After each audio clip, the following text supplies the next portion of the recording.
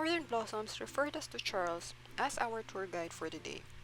Pickup time was at 5 a.m., which was quite chilly, but we were still thankful since it had been raining hard just a few days before we arrived. First item on the agenda was to watch the sunrise on Mount Timbak, the third highest mountain in Luzon. We made it just in time to watch the sun come up and chase the fog away. This place where we are standing is actually private property, and we thank the lady who allowed us a few minutes to enjoy an uninterrupted sunrise.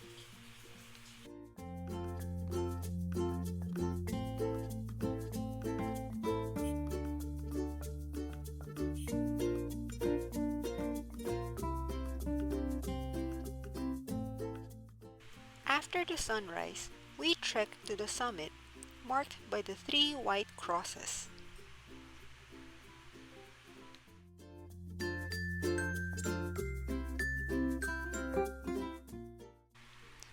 And then it's back to the car to go to Halsema Highway.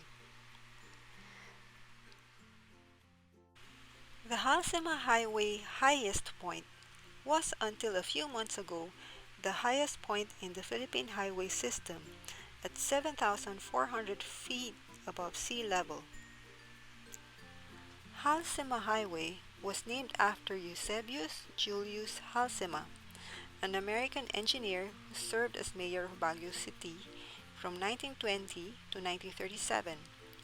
With the help of locals, construction started in 1922 and was completed in 1930.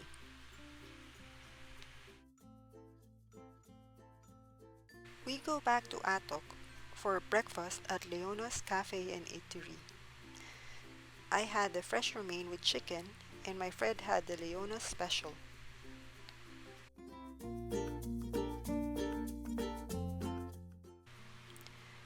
Bosleng Lourdes Grotto is located at Barangay Paway. They say it's a 20-minute hike from here to Mount Timbak. It will probably take me longer than that, but I didn't have a chance to test this since we had a car.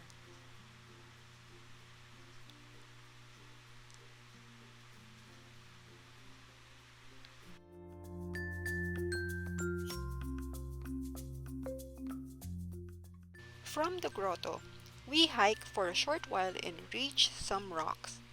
Charles said we can climb to the top to enjoy the view and take some nice photos.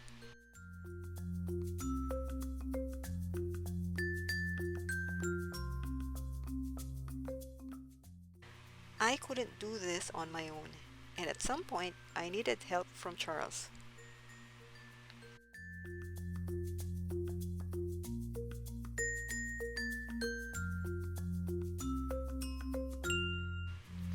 If those guys could do it, we could do it too, right?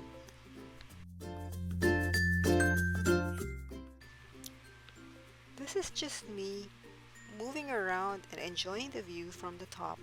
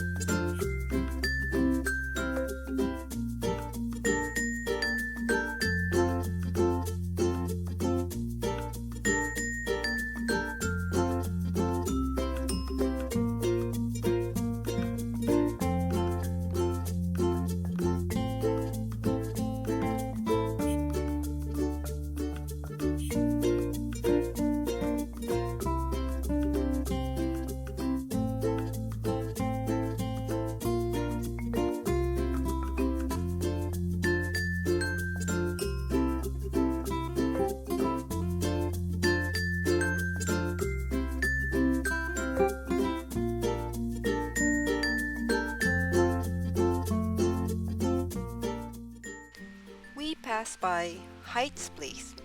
Unfortunately, there weren't any cherry blossoms to see. Franklin Height was an American soldier during the Spanish-American War who decided to settle in Atok rather than go back to the US when he got sick. Instead, he asked relatives to send him seeds of cabbages, carrots, lettuce, and other vegetables, and the rest is history.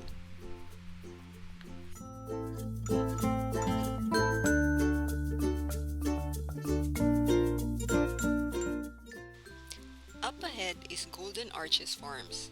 Golden Arches is the local franchisee of McDonald's, so the vegetables that go with some of the sandwich offerings come from here.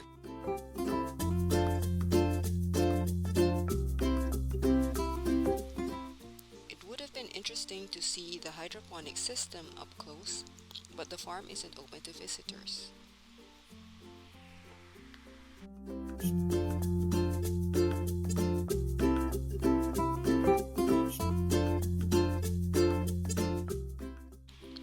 Next is King Louis Flower Farm.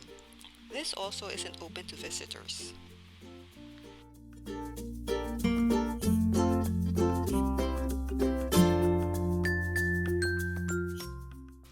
It isn't quite finished yet, but we start at the edge of the freshly paved Spanish Trail, which is an easy downhill trek all the way to Halsema Highway. Here we meet up with our guide Dora.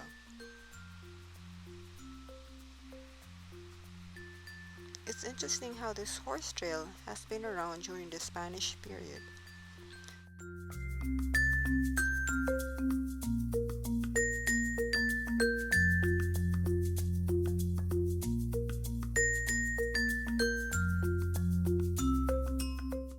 This portion of the trail was cemented January of 2018, and one of those who worked on the cementing was a bit of an artist.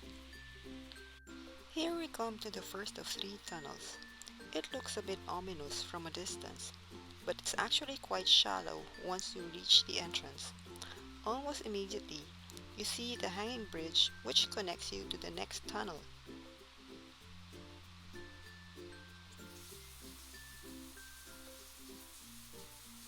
Once I exit the tunnel, I look up and notice the young boys just hanging around.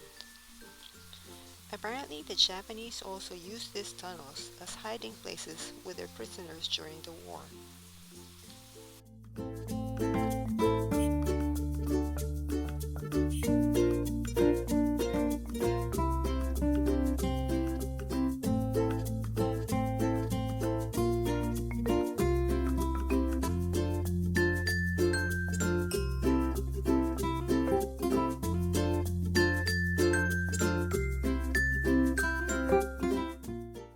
Asking about the length of the trail, but they haven't been able to measure the actual distance yet. Anyway, our leisurely walk took us almost an hour. For a more challenging trek, folks can start at Halsema Highway, go uphill all the way to where we started, and then back down the road.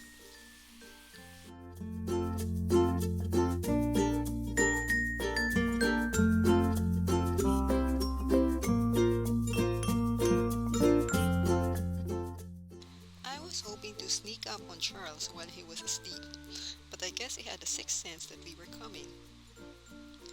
Anyway, we finished just in time to have a quick shower, check out of our room, have a quick lunch, and then check out the Sunday market. From there, it was a few steps to where the buses and vans go back to Baguio or La Trinidad. The first two vans were full, so we decided to just take the next van that was available going to La Trinidad. We could have taken the jeep back to Baguio, but decided to spend for a cab instead